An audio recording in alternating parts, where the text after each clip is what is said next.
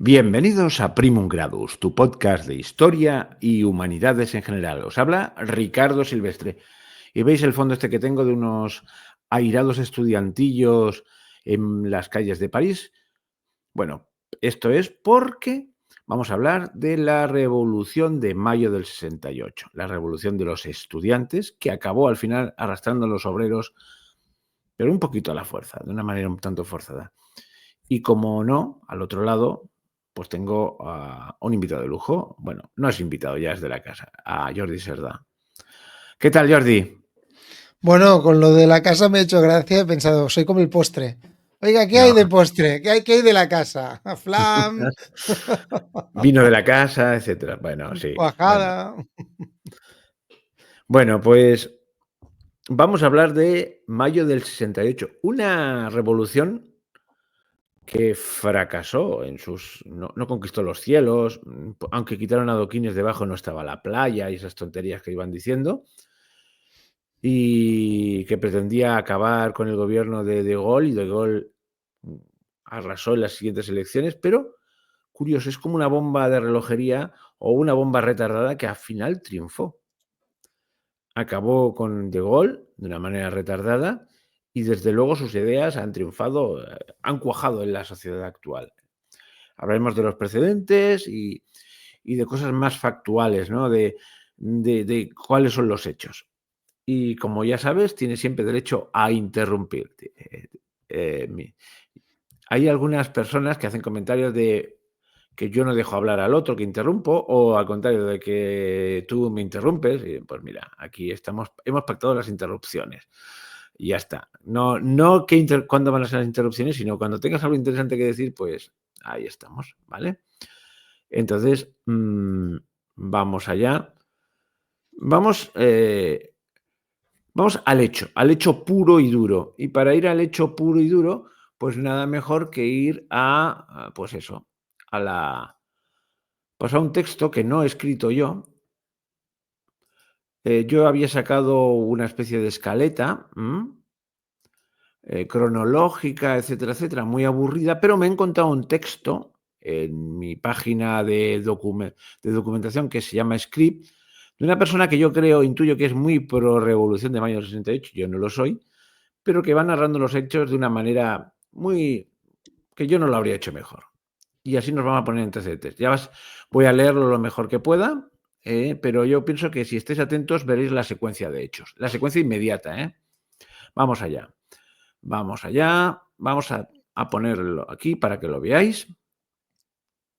Cámara, compartir pantalla. Ahí lo tenemos. Bueno, ya es curioso el título.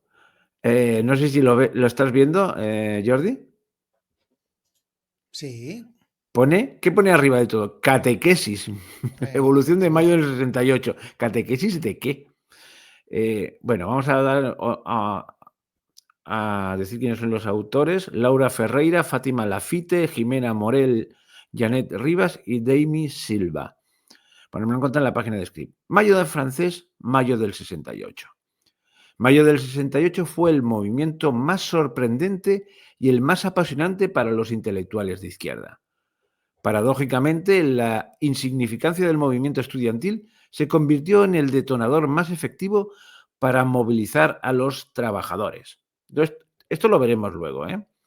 Mayo del 68 fue un triunfo moral, pero un fracaso político. Y la capacidad de cambiar el sistema llevó a grupúsculos izquierdistas a optar por la violencia después del 68. El Mayo francés transformó ideas y valores morales, pero no cambió el poder ni el sistema. Ahí es donde yo digo que se ve que es muy a favor. Fue una eclosión de libertades y causas. Los derechos civiles, el antinuclearismo, la revolución sexual, el antibelicismo tuvieron cobijo bajo un paraguas que reclamaba una nueva moral y una nueva sexualidad. Las perspectivas libertarias se canalizaron posteriormente en el feminismo, la ecología, la lucha contra el racismo. El espíritu de mayo del 68 servía contra todas las discriminaciones. El historiador Pascal Horry lo describe en el semanario El Express como el acontecimiento que hizo que se pasara de una izquierda generalista a unos izquierdismos especializados. Y aquí vamos al relato. ¿Cómo se inició? Todo comenzó en enero de 1968. La primera advertencia de lo que vendría sucedió cuando el ministro de Juventud y Deportes del gobierno francés visitó un nuevo centro deportivo que se estrenaba en la Facultad de Nanterre. El ministro quería dialogar con ellos, pero estos le regalaron un largo abucheo. Entre el grupo, un joven estudiante de origen alemán, Daniel Cohn-Bendit, pronto conocido como Daniel Rojo, interpela al ministro solicitándole que hable del tema sexual. Y esto lo pongo yo. Imagínate un ministro que va a inaugurar un gimnasio que de pronto le digan que lo que tiene que hablar es de sexo. Bueno, en fin. El ministro sonríe, quizá porque pensaba que aquello era una broma, lógico. Pero no lo era. Daniel Rojo le espetó: construir un pabellón deportivo es un método hitleriano destinado a arrastrar a los jóvenes al deporte para apartarles de sus problemas reales, cuando lo que hay que hacer es asegurar el equilibrio sexual de los estudiantes. Los trabajadores de Francia, al ver lo que pasaba con los estudiantes, vieron una oportunidad para formarse y entrar en huelga. Esto es falso, ya os lo digo yo, luego lo veremos cómo esto es falso. No fue así. Su motivación estaba fundada en la infelicidad que les provocaba el modelo Metro Boulot Dodo: tomar el metro, ir al trabajo y volver a dormir. Un patrón clásico del capitalismo. De hecho, el 16 de mayo, cuando los obreros ya se habían unido a las huelgas generales, un panfleto que desde la Sorbona se publicó manifestaba: la humanidad empezará a ser feliz el día en que el último burócrata haya sido colgado con las tripas del último capitalista. Al envejecido presidente Charles de Gaulle le cayó como agua fría que entre 7 y 10 millones de trabajadores franceses se tomaran las fábricas, paralizaran los trenes y bloquearan las carreteras. Situaciones de injusticia.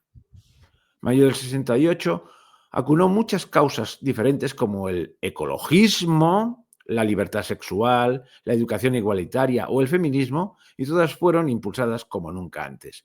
Un grupo de estudiantes no estaba de acuerdo con el autoritarismo académico de la época. El ejemplo puntual estaba en la imposibilidad de circular libremente por los dormitorios, hombres por un lado y mujeres por otro. En otras palabras, segregación sexual. Por cierto, y esto es un añadido mío, hay quien señala que el punto de ignición de la mayo del 68, no sé si con acierto o no, fue que algunos querían colarse en las habitaciones de las chicas y no estaba permitido. Derechos reivindicados.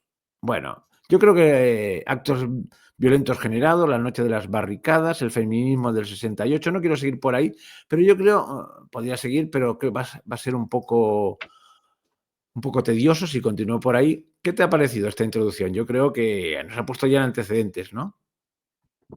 Bueno, sí, has esbozado un poco cómo comenzó la cosa y has puesto la anécdota esta curiosa, que yo también creo que es más bien la libertad sexual.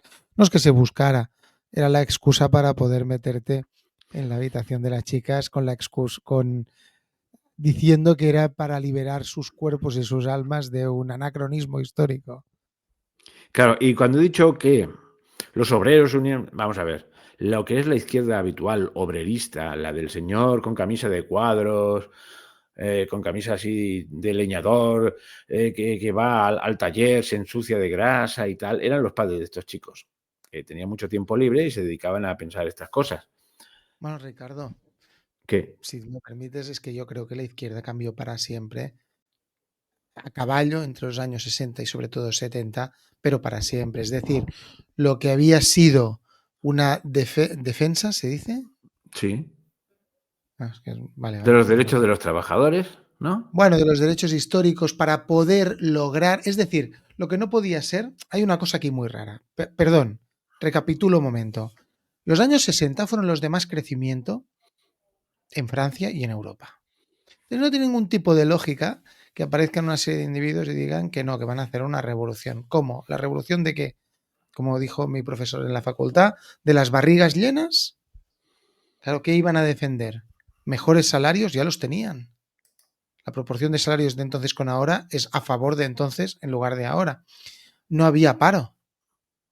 Se vivía unos crecimientos casi de 2 dígitos en muchos países. Es decir, ¿qué tipo de revolución es? Bueno, yo creo que lo hemos comentado en La senda de la serpiente alguna vez, que en los años 50, sobre todo en los años 60, la Comisión Trilateral, el Club de Roma, que agrupaban las antiguas casas no reinantes, las antiguas casas monárquicas que no estaban coronadas, estaban alarmadas por el progreso tecnológico y social de muchas de las repúblicas, absolutamente alarmadas. Necesitaban dar un golpe de Estado, pero claro, ya no podía volver a hacerse un golpe de Estado como la Alemania de Hitler. Eso era imposible, no se podía volver a mostrar el rostro. Por lo tanto, de manera muy, yo entiendo, muy inteligente, se infiltraron y subvertieron los movimientos de izquierda. ¿Para qué? Había un doble componente, un doble objetivo. Primero, destrozar por dentro el movimiento de izquierda que reclamaba que los obreros tuvieran cada día una mejor retribución, que se pudieran hacer un patrimonio y que sus hijos vivieran mejor. Eso era objetivo número uno. Objetivo número dos, sustituirlo por algo que es lo que se llama el hombre, lo que Lyndon LaRouche llama el hombre bestia, que nace un poco, ya sé que tú y en esto tenemos un poco de broma, nace del aristotelanismo de Aristóteles.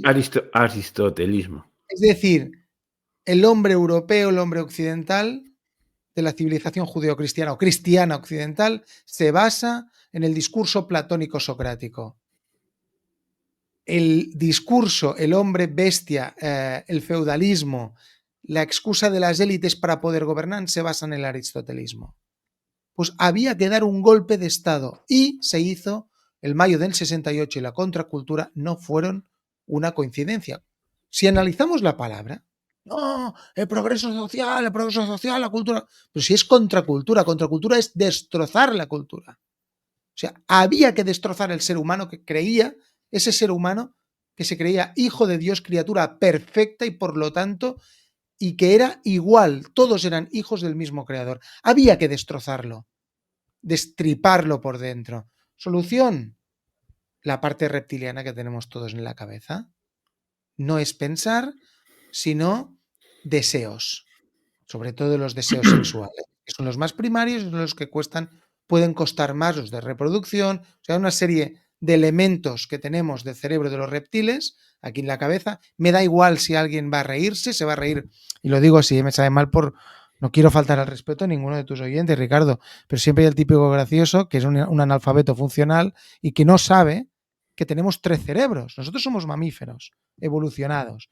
Tenemos la parte más central del córtex, que es lo que domina el lucha o huye, come, la sexualidad. Esto es la parte reptiliana que está dentro. Pues hay otra capa por encima, que es el cerebro de mamífero, que ya domina unos impulsos superiores.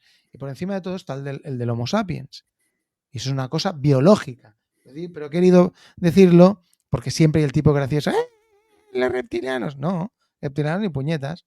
Entonces, Bueno, si tú accedes, y aquí acabo, si tú accedes a estimular los instintos primarios del ser humano, puedes hacer de él lo que quieras. Bueno, lo de reptilianos no viene porque son gente que se vuelven reptiles y están camuflados. No vienen por ahí, por eso el cerebro reptiliano. De todas maneras, es una teoría que nunca me la he acabado de creer demasiado, ¿eh? Que No, lo evidente puedes que hay, poner en Google, ¿eh? sí, Puedes poner que hay, en Google y que hay buscar. impulsos primarios, pero bueno, da lo mismo. Dicho de otra manera, pues eso sí. Y luego al pobre Aristóteles lo tienes encañonado, ¿eh? Pero bueno, no vamos a discutir de eso. Además, aquí no tenemos por qué coincidir en todo. Ya, dicho esto, lo que se ve claramente cuando he dicho que parece que los obreros se fueron en masas a la huelga, al obrero medio, al currante típico, que no me vengan con la tontería esta de que lo importante es la vida sexual, no sé qué. Digo, oye, yo quiero que el patrón me cumpla. Y de hecho, dejó desconcertados al Partido Comunista Francés, que veremos que la primera víctima teóricamente la primera víctima política de esta revuelta tenía que haber sido el general de Gaulle. Y aunque lo pusieron contra la espada y la pared, no fue. Del primer golpe se salvó y salió muy airoso, como veremos más adelante. Pero la primera víctima, curiosamente, fue el Partido Comunista, al que se le acusó tremendamente de no sumarse a las reivindicaciones de los estudiantes, porque decían que eso es una cosa de niños bonitos, no de obreros. Esto no es una lucha de clases, es una... Sí. Ricardo, hay una cosa, hay un libro, atándolo con lo que tú estás diciendo, permíteme que tire un poquito más del hilo. Hay un libro que se llama Le vrai maître du monde, Los verdaderos amos del mundo, de González Mata, el que escribió Yo fui un espía de Franco. Este hombre participó por la parte de los servicios de inteligencia en el mayo del 68 y afirmó en su momento, y está escrito en el libro, puede ser mentira, pero valorémoslo, que fue un golpe de estado de los servicios de inteligencia interiores de los Estados Unidos para acabar con la independencia política, social y financiera y militar de la Francia de Charles de Gaulle, que no permitía tener bases americanas en Francia y que amenazó la soberanía del dólar, que no quería de ninguna de las maneras someterse a los postulados de lo que él llamaba los anglosajones. Eso lo sabemos todos. Hay el último discurso de Gaulle, es brutal, o sea, desbroza lo que está pasando hoy en día. Pero lo digo por lo que tú estás comentando, o sea, no era el Partido Comunista cuando pasó esto. Charles de Gaulle dijo, no os preocupéis al gabinete. Esto lo contó después su jefe de gabinete, que fue presidente de la República, Georges Pompidou. No os preocupéis, hablo con mis amigos. Él era íntimo amigo del Partido Comunista francés, porque habían luchado codo con codo en la resistencia. Oye, ¿qué me estáis haciendo? A ver, esto no está bien. ¿Cómo? ¿Qué? ¿Que no sois vosotros? ¿Cómo que no sois vosotros? Cierra el teléfono y dice, estamos acabados. Esto viene de fuera. O sea, esto fue una operación de inteligencia de fuera. Esto no era una operación. Y era para lo que decía antes. Se cargaron la independencia de Charles de Gaulle, de la Francia, que amenazó a los Estados Unidos con crear una Unión Europea Mediterránea de cooperación militar, política, fuera del ámbito de la OTAN, y por el otro, para subvertir el movimiento de izquierdas. Era una joint venture. O sea, les iba bien a los amos del mundo y les iba bien a la República Imperial Americana. No, perdona, porque es que has dicho lo del Partido Comunista y creo que era muy interesante decirlo. Y acabo, y esto sí, elecciones en Madrid, Comunidad de Madrid, hagamos memoria. ¿Qué le pasó a Podemos? No le tengo ninguna manía a Podemos, pero por favor, reflexionemos. ¿Qué le pasó a Podemos en los barrios obreros? Coño, que le superó el PP. ¿Por qué? Porque hubo meetings donde se presentaron en barrios muy obreros, muy populares, y claro, el discurso era, ¿por qué comes carne? Hay que salvar el planeta, porque claro, nuestros gatos no pueden comer carne porque el CO2, esa gente se los miraba diciendo, estos se les ha ido la olla. ¿De qué me están hablando? O sea, es lo que estamos viviendo hoy en día es surrealista, es una repetición del mayo del 68, pero esta vez ya no es la revolución sexual, sino el CO2. Pero porque dentro del timing del programa estaba previsto que te fuese al final las consecuencias, pero no es que hayas dicho una burrada, es que, bueno, pero hemos adelantado, hemos hecho un pequeño spoiler. Bueno, no, lo tenía yo en la cabeza, pero no, ya está bien, no, estoy contigo. Pero vamos, el principal sindicato francés, que ahora me parece que es CGT, la Confederación General del Trabajo, pero que está dominado por los comunistas, dijeron, no, a estos pijines de la universidad no les vamos a apoyar, ¿qué están contando? ¿Pero qué me están reivindicando estos tíos?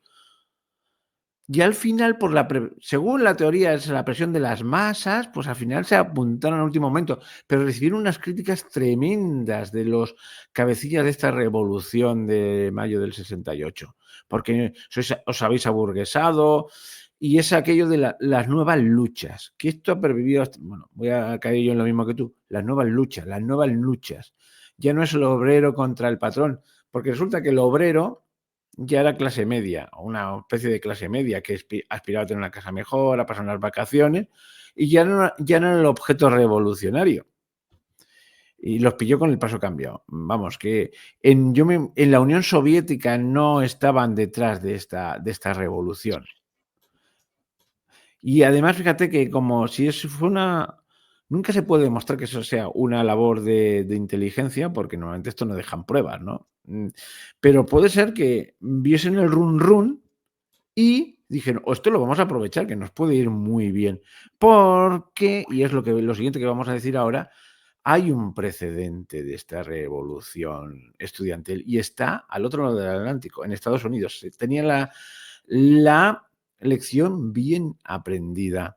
Y vamos a dar 2 pinceladas, porque esto no empezó en Francia. En Francia, pues se desparramó. Pero esto ya venía de Estados Unidos. De unos pocos años antes, en el año 64 concretamente, sobre todo en la Universidad de Berkeley. Yo tengo aquí 4 notas porque si nos empezamos a narrar punto por punto todo lo que pasó en Berkeley, pues nos podemos volver locos, ¿no? Pero voy a decir 4 cosillas. Y entonces, imaginaos unos estudiantes de una universidad, pues bien, de gente bien, en California, en toda esa zona. Unos chicos que van, atención, con corbatita, ¿eh? No os penséis, los estudiantes estos desarrapados que vemos hoy son de ahora. Entonces, son chicos bien. Bueno, en fin, es una historia muy larga. Porque se reunían en salones con chimenea. Es que hay unas fotos que son geniales, porque había salones en la universidad, en California, que no es precisamente un sitio donde hagan falta chimeneas, pues eran salones en plan grandilocuente, como los del este y tal, en fin. Era un ambiente muy encopetado, de gente bienestante, que se rebelan. ¿Contra qué se rebelan? Pues contra la tiranía del del rector de la universidad. Estaba reciente todo aquello del macartismo, de la caza de brujas, etcétera, etcétera, y con buen criterio, vamos a decirlo claramente, el rector decía que en la universidad se venía a estudiar, no a hacer política. Y bueno, y los, eh, los estudiantes hacen es que lo quiero decir muy rápido y estoy viendo lo que tengo que cortar, lo que tengo que podar. Pero vamos a ver. Básicamente, pues ellos se conciencian. Dijo, pues somos gente bien posicionada y vamos a concienciarnos, porque entonces estaba en plena efervescencia las luchas sociales por la igualdad racial y ellas se colan también el feminismo y estas cosas. Un feminismo de primera instancia, que no es el radical, pero ya asomaba la orejita, ¿no? ¿Y quiénes se apuntan a esto a contestación? Es que por unos chicos bienestantes, con su corbatita, bien vestidos, y que además muchos eran de grupos parroquiales o de grupos de iglesias varias, o de grupos parroquiales y tal. Estamos preocupados por la igualdad, por los derechos de los negros, entonces estaba en plena eclosión social. Y aprovechando esto, pues algunos más radicales entraron, cuando hay un movimiento de estos, entran los más radicales y se acaban llevando arrimando el asco a su sardina. Digamos que se adueñaron del movimiento y montaron un pollo impresionante y además eran de ideología socialista, de un socialismo muy peculiar. Porque ¿quién estaba detrás de todo esto ideológicamente? Pues todos aquellos intelectuales de la llamada Escuela de Frankfurt que se habían ido a Estados Unidos. Y ahí habían puesto los huevitos de sus ideologías, que algunos llaman neomarxismo, sí, porque en principio muchos de ellos eran marxistas, pero un marxismo muy peculiar. O sea, la nueva izquierda no es esencialmente marxista. Bueno, pues ya vemos, ahí salen, ¿qué cosas salen de ahí? Pues la nueva izquierda, radicales, feministas, bueno, los hippies y cosas por el estilo. Eso antes que en Francia estaba en Estados Unidos. Pero Estados Unidos tiene una especial capacidad de montar pollos o de crear revoluciones y luego al mismo tiempo se crean sus propios anticuerpos. Y esto lo vemos. En Estados Unidos siempre reacciona a las cosas que se crean en las universidades. De hecho, lo estamos viendo. Ahora estamos en una época, digámoslo así, reaccionaria contra todo lo woke que nació en Estados Unidos, pero en Estados Unidos genera anticuerpos. En Europa lo hemos acogido y parece que no hay reacción aquí, o no hay una reacción tan potente por ahora. Perdón, voy a quitar esto. Y todo eso vino pues de los Estados Unidos. Es curioso, ¿verdad? Bueno, pues dicho esto, vamos a ver las consecuencias políticas inmediatas, que es el hecho. ¿Qué le pasó al general de Gaulle? Pues que se vio superado, porque yo creo que te lo has dicho, esa llamada telefónica que yo no desconocía. ¿Y qué es lo que hizo? Se fue. Algunos dicen, huyó a Alemania. No es que huyó porque se quería escapar, no, no. Es que huyó a Alemania porque en algunas zonas de Alemania todavía habían tropas francesas. ¿Y qué hacían las tropas francesas en Alemania? ¿Os acordáis? Segunda Guerra Mundial, Alemania se dividió entre zonas de influencia de distintos países. Pues aún tenía Francia ahí tropas. Y esas tropas eran las más indicadas para intervenir en caso de que las algaradas fueran a más.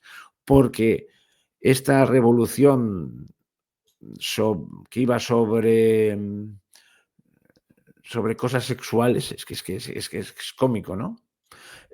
Acabó en barricadas y en enfrentamientos realmente graves, cuando consiguieron además que se sumasen los obreros que iban por otro lado. Pero al final se juntaron todos, se aquello de a río revuelto, ganancia de pescadores, y digamos que De Gaulle se preocupó seriamente. Digo, aquí tengo unas tropas operativas que pueden intervenir rápidamente. O sea, está dispuesto a intervenir. Esa es la verdad. ¿Acabó De Gaulle su carrera política? No, hubo elecciones y arrasó. Pero las consecuencias vinieron más tarde. Su autoridad había quedado tocada para una parte de la población, y cuando hizo un referéndum sobre unas reformas en la Constitución, fue derrotado, dimitió y al poco tiempo, a los meses, ya falleció. Y bueno, y ahora ya sí que podemos empezar a analizar las consecuencias en la actualidad de todas las ideas de esta revolución que no triunfó en lo político, quizás no era su razón última, pero sí que triunfó a largo plazo en lo social y en lo que llamamos en lo que Gramsci llamaría el sentido común. Gramsci era un teórico comunista italiano de tiempos de Mussolini, que acabó en la cárcel, y hablaba de que la revolución comunista no se podía imponer por medio de la revolución obrera si antes no se imponía una cultura, si antes no se tomaba al asalto el sentido común. ¿Qué era el sentido común? ¿Qué era para Gramsci el sentido común? Hay que especificarlo. Yo entiendo otra cosa por sentido común. El sentido común era lo que la gente por sí misma pensaba de las cosas. Es decir, él se dio cuenta, sobre todo en Italia, pues que el sentido común, lo que impregnaba el sentido común, la mentalidad de la gente, era pues la Iglesia Católica.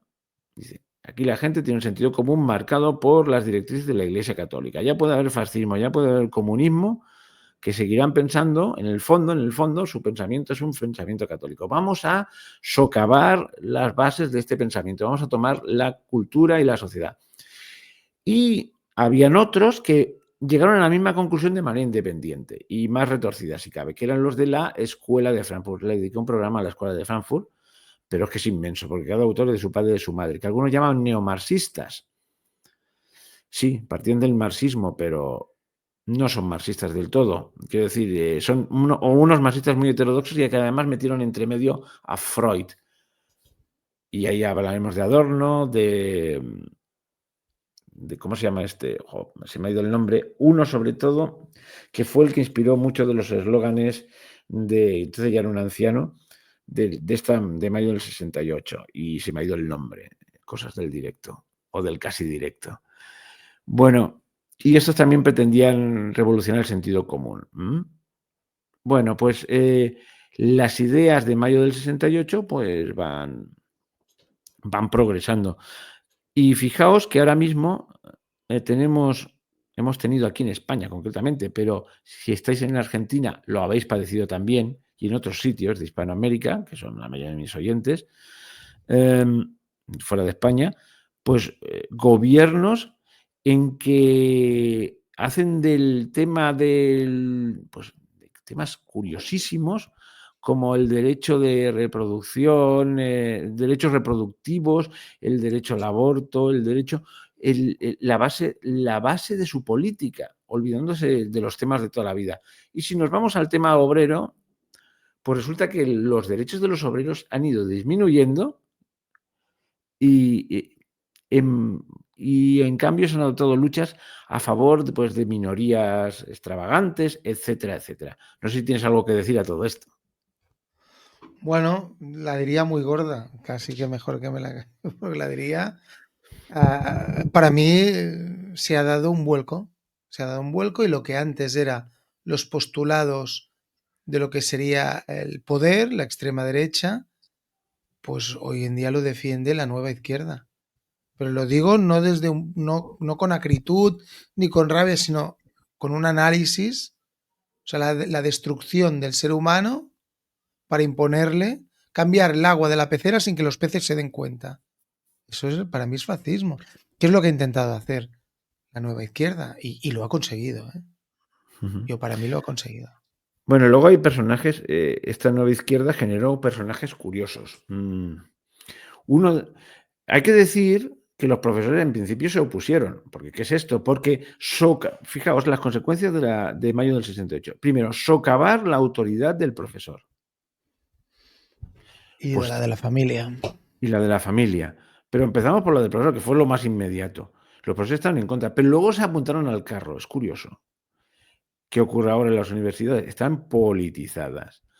Pero eso ha ido a más. Ha ido ya a la enseñanza media y ya casi a la enseñanza, a la primaria, y ya está hasta en la educación infantil esta ideologización. Es increíble. Pues, y eso empezó ahí, empezó en Estados Unidos, cuando los rectores, algunos de ellos o algunos profesores se pusieron de parte de los estudiantes. Estaban imbuidos de estas ideas de construccionistas de la escuela de Frankfurt.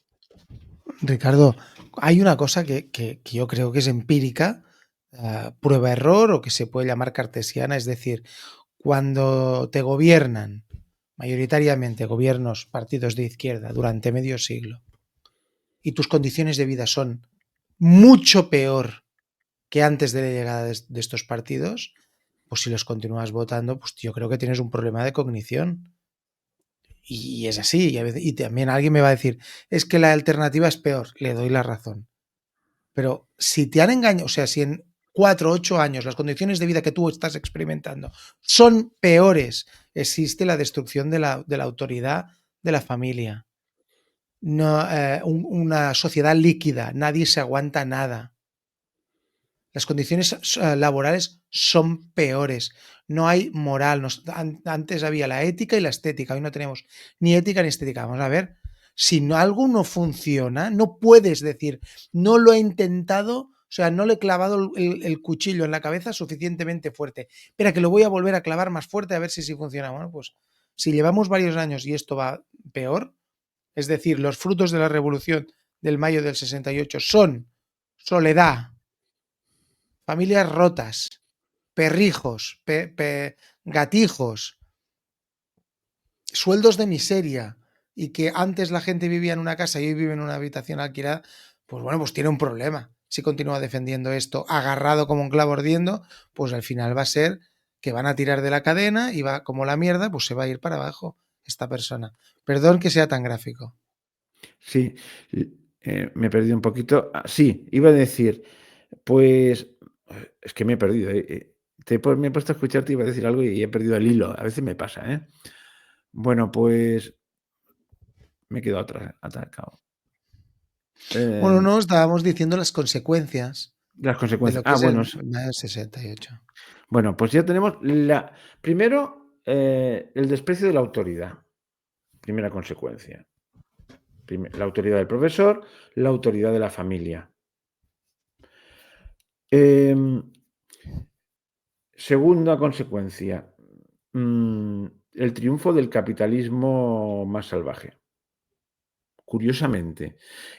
Ahí es curioso por ahí, por las redes, si buscáis, buscad, yo por curiosidad, para a mis oyentes y a mis videntes, los que me ven, buscad, poned en YouTube Roberto Vaquero. No sé si lo conoces. Es un tipo que ha hecho un partido que se llama Frente Obrero, que pretende ser un comunista obrerista y está hasta las narices de esta gente. Dice que los obreros tienen derechos. ¿Qué me estáis contando de que si... Es que Es que, claro, hay momentos en que descienden a tal detalle. Esta ministra, una estaba hablando del uso del dildo. Y yo digo, ¿qué es el dildo? Cuando me enteré lo que era un dildo, tú que es una señora ministra o una secretaria de Estado tiene que estar hablando de eso. Y el derecho de no sé qué, hasta eso, una De cosa las absurda. drogas. Sí, sí. Bueno, Permíteme, cuando te dice un gobierno que te va a autorizar las drogas es porque tienes que estar drogado para aguantarlos. Bueno, por todas estas cosas, claro, llega este tío y entonces dice, yo soy de la izquierda antigua, los obreros, tal. Pero ellos han dicho, ¿vale? El objeto revolucionario, el obrero, no les servía, teóricamente, son neomarxistas, aunque yo del neomarxismo lo pongo en entredicho, esta nueva izquierda, y generan nuevas luchas. Dice, esto no tiene nada que ver con el marxismo, yo ahí no le doy la razón, porque ya Engels hablaba de que la familia, el lugar del capitalista, en la familia lo ocupa el hombre y la mujer es la oprimida. Lo que pasa es que lo dice como de pasada, pero ya estaba incipiente. Y las primeras leyes, muchas leyes proabortistas, bueno, el primer nación que puso como un derecho el aborto fue la Unión Soviética. Ahora, eso sí, le ha superado a Estados Unidos. Y yo nunca entendía a Chesterton cuando decía que el gran problema de Occidente no estaba en la Plaza Roja o en el Kremlin, sino en Wall Street. Con el tiempo, yo digo, esta es una boutade de nuestro amigo Chesterton. Pero todas las que le he dicho que era una tontería, con el tiempo le ha acabado dando la razón. Porque a esos términos ha llegado más rápidamente y más eficazmente desde ese capitalismo. Que capitalismo es eso, acumulación de capital en pocas manos, eliminación de la propiedad, la gente ya no es propietaria ni de su casa y sin embargo las grandes empresas cada día son más grandes, los grandes conglomerados de empresas. Que Y todo, Ricardo, eso coincide con el comunismo. efectivamente. Pero es que entonces nos tendríamos que ir más atrás, cuando la Revolución Rusa y el coronel Mendelhaus, el asesor de Truman, que era un señor que escribió un libro sobre una utopía comunista. Entonces, no entiendes nada, eh, pero sí que se entiende, todo se acaba entendiendo. Esto, he abierto un melón que ya lo abriremos en otro capítulo de la senda de la serpiente, pero ya lo dejo por ahí apuntado. Mm, ¿Que por dónde iba? Pues sí, al fin y al cabo, toda esa. Es que en la dicotomía izquierda-derecha ya se ha ido al garete. Hoy defiende lo mismo, exactamente lo mismo, el Partido Popular que el PSOE. Y dirán, ¡no! No, no. Ahora se oponen, llegan al poder y hacen exactamente lo mismo. Eh, en las políticas estas de fondo, que entran de pleno en las reivindicaciones de mayo del 68. Los activistas de mayo del 68 hoy son señores sesentones o setentones que detentan poder, empezando por el que hemos citado antes de Cohn-Bendit, Daniel Rojo. Es un eurodiputado por el Partido Verde Ecologista. Es un hombre del régimen, de la casta, como diría aquel, ¿no? Y bueno, y que siempre se ha pasado la vida diciendo cosas ¿cómo se dice? Para epatar, para asombrar, ¿no? Porque decirle a un ministro que está inaugurando un gimnasio que eso es hitleriano y que lo que hay que hacer es que preocuparse por la sexualidad. Y ahí entran las teorías estas extrañas del nuevo feminismo, de lo personal es político. Toma ya. Dice, hay que acabar con la represión de la sexualidad y que sea un tema tabú. Vamos a ver, nunca nadie se preocupa más por el tema de la sexualidad que ahora mismo. Es más, es un tema político, con lo cual hay mayor represión que nunca, porque depende con quién te acoste, estás estigmatizado políticamente, aunque parezca lo contrario, ¿eh? Es una cosa curiosísima. Y además ha habido un nuevo puritanismo. Es que es una cosa, un nuevo puritanismo que, por ejemplo, se opone hay esas disensiones que hay entre los libertarios.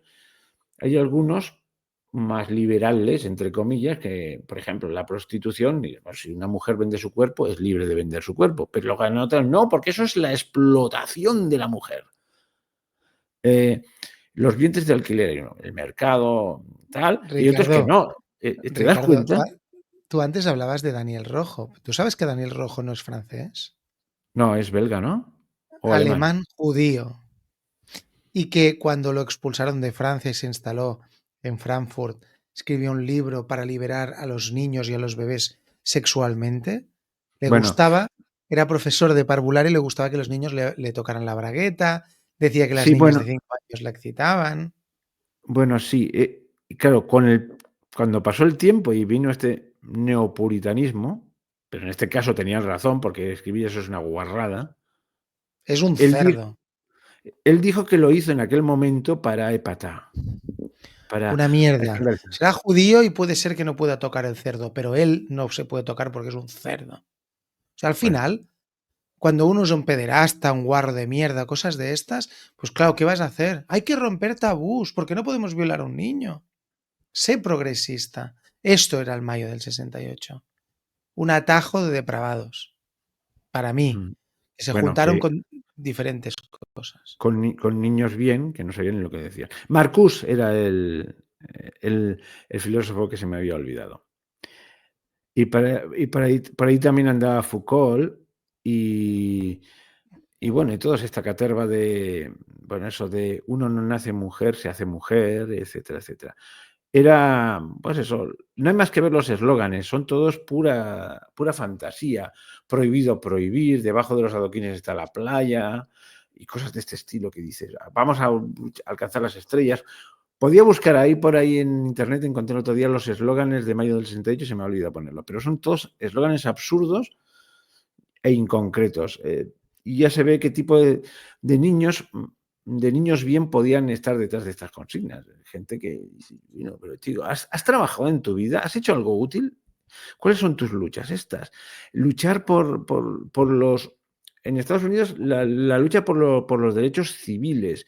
Sí, sí, pero desde una perspectiva curiosa, ¿no? De gente bienestante que, ay, me voy a molestar por los pobres afroamericanos, porque negro no se puede decir, y, y luchan pues poniendo eufemismos, llamándoles afroamericanos, y la verdad es que sigue la discriminación a los afroamericanos en estos momentos.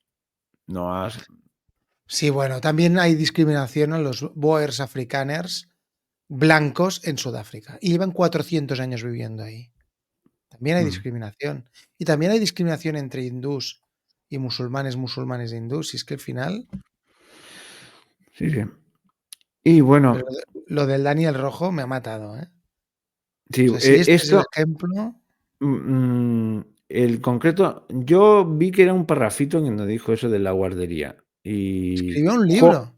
bueno, sí, pero esto era más a más, no, esa descripción de esas cosas, esas cochinadas, ocupan como una especie de párrafo. No, es que cuando hay una cosa de esta me dedico a confirmarla, y busqué el libro y busqué la cita, pero es muy explícita la cita. Y luego, claro, se disculpaba como podía, porque ahora ya la tendencia va por otro lado, ¿no? Pero en fin, tendencia. No, es que encontraron ese hueco. En los años 70 había una displicencia para estas cosas, una falta de capacidad de escandalizarse y de dejar pasar estas cosas, en este tema en concreto, que era asombrosa. Porque a raíz de esto investigué un poquito y habían revistas dedicadas a eso, concretamente, que no quiero ni nombrar, legales, no circulaban en Dinamarca. Y Hoy en día tardó mucho en prohibirse. hay un partido político legal en Holanda que defiende la pederastia, es decir, la violación de bebés y de niños.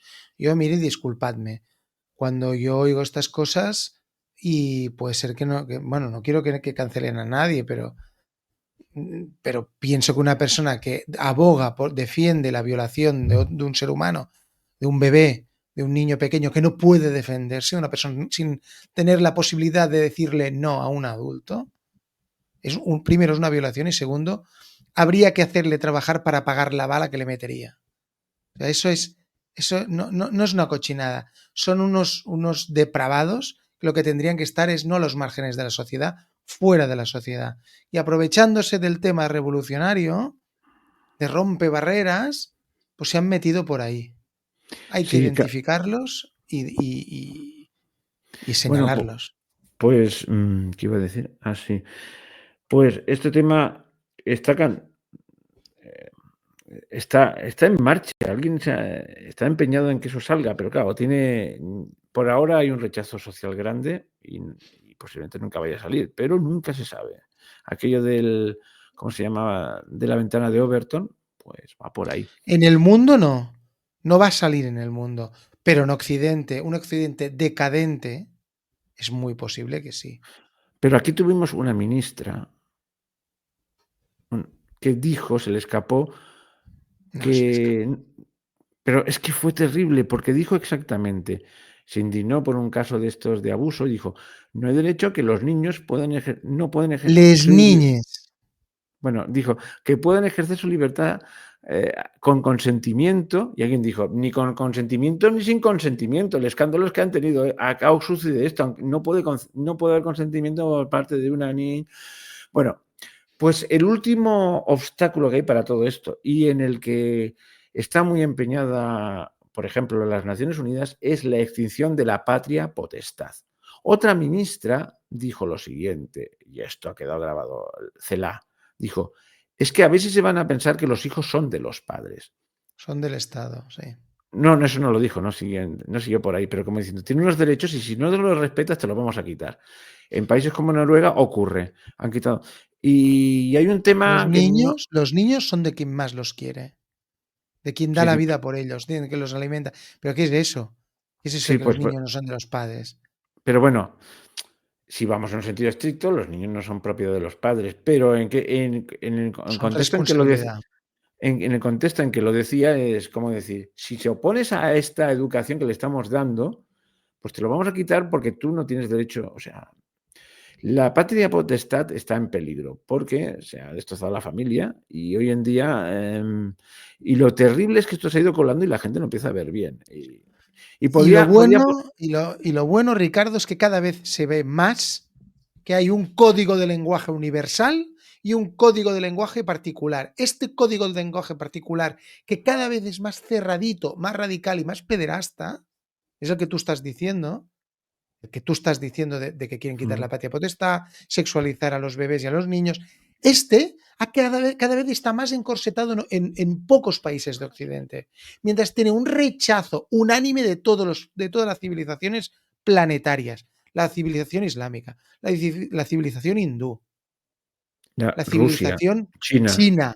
Rusia es un país, continente, civilización que ocupa la sexta parte del planeta Tierra. O sea, lo van a tener muy crudo. ¿Qué va a quedar? Francia, Bélgica, Dinamarca, España. ¡Oh! Bueno, La comunidad internacional. y países de Latinoamérica, que O sin haber sea, 400 sin millones, 1.000 millones de los 8.000. Eso le no digo, es y un cuando lenguaje digo, universal. he usado un tono tristón con Latinoamérica, porque es triste que los gobiernos estén en esto, ahora el gobierno de Ecuador, sin haber hecho socialmente no es aceptado. No, no van Pero a hay algún poder. pero exacto, mientras que es otra cosa diferente. Pero yo creo que en Argentina sí que han llegado muy lejos, y en Chile. Sí, en Chile sí, pero ¿qué representan del peso de Latinoamérica? O sea, Yo creo eso en que en Brasil es México no lo han imposible. conseguido. En Brasil es imposible, casi 200 millones de habitantes. En México eso es imposible. En Colombia no lo veo posible. En Venezuela tampoco, están por otros temas. Suficientemente tienen para poder comer. En Bolivia, bueno, puede quedar Argentina. Sí, así está. Curiosamente, un país que se ha entregado a esto, y no ha dejado de sorprenderme, es Cuba. Ha entrado a todas estas políticas. No, no te sorprenda. Eso es para poder sobrevivir. Es un acuerdo que tienen. Bueno, sí. Bueno, de hecho, es una sorpresa, retórica. Iba a decir, yo creo que es por eso. Esto. Pronto lo van a abandonar porque la Casa Blanca hoy no lo ocupan propederastas. Y por lo tanto van a tener problemas para poder sobrevivir. Bueno, pues, esa liberación sexual, mira, yo creo que aquí ya podemos acabar. Hemos hecho si te parece bien, y todo este tema de los filósofos que hay detrás de todo esto. de los creadores de esta mentalidad. Le vamos a dedicar un programa. Ahora hemos hablado de mayo del 68, cómo sus consecuencias llegan hasta nuestros días y que un trasunto de mayo del 68 fue el movimiento del 11M aquí en España, donde surgió Podemos, y toda esa retórica no surgió de la nada, surgió y de ahí. Y que ahora la sustentan Pedro Sánchez y el PP. Lo siento, el PP también. Con lo cual, lo digo para los incautos que votan al PP pensando que habrá un cambio. No habrá cambio. Lo sabe todo el mundo. Hoy yo creo que es Vox Populi. Perdón, y lo de Vox Populi es que queda muy mal, que va a parecer que digamos. Ah, Yo, no, ¿vale? no es para hacerle campaña a ningún otro partido, ni mucho menos. Yo creo que en España el sistema está muy bien cogido y tiene dos brazos. El sistema tiene un brazo derecho y el sistema tiene un brazo izquierdo. Y tiene unas orejas y unos pies, unos extremos. Es decir, está todo atado y muy bien atado aquí. Bueno, y si te parece, lo dejamos aquí. Hemos hecho un repaso genérico. Y mira, ya tenemos el próximo programa. Hablaremos sobre los padres y madres de estas ideologías disolventes. Empezando por Kinsey, el famoso investigador de la sexualidad humana, que hacía experimentos humanos muy asquerosos. Pasando también por los experimentos sociológicos que se hicieron en los años 50 y 60, aberrantes, sobre la población, algunos en países del tercer mundo, otros aquí, perdón, aquí no en España, sino en Estados Unidos mismo, y hay un montón de experimentos hechos con humanos que son terribles, sino que se lo cuenten a los puertorriqueños, pero ya hablaremos de eso también. Experimentación humana, en fin. Hablaremos de Margaret Chandler, hablaremos de una que tiene un nombre muy peculiar, que por cierto le dieron el premio Príncipe de Asturias. O sea, si a alguien le dan el premio Príncipe de Asturias, es con cuidado, ¿eh? En fin, si quieres, en fin, es que la Casa Real le tengo un cariño especial. Bueno, lo dejamos aquí, pero el próximo capítulo ya sé de qué irá. De esos filósofos disolventes del siglo XX y siglo XXI. Y con esto, y ese será el próximo capítulo de La senda de la serpiente. Y yo creo que con respecto a la Revolución de Mayo del 68 hemos sembrado muchas dudas, pero eso es bueno, pues se llama primum gradus, que la gente investigue. Y hasta pronto. Bye bye.